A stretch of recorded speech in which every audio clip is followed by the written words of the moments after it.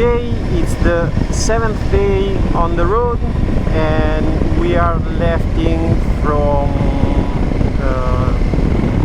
Bergen. And since there is the meteo not from my side, like it seems, I had to change my plan according to the weather condition. So my original plan was to go back into the innerland of the Norway and going back to the mountains at the end of the day in the central Norway. But since the weather, it is what it is, I've changed my plans. So now I try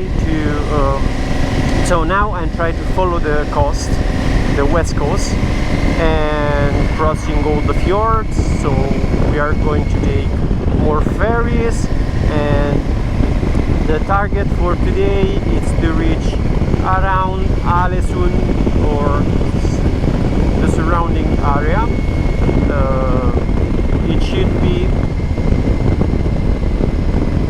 It should be really awesome as well, of course, because we are crossing over the fjords, and the fjords never regret.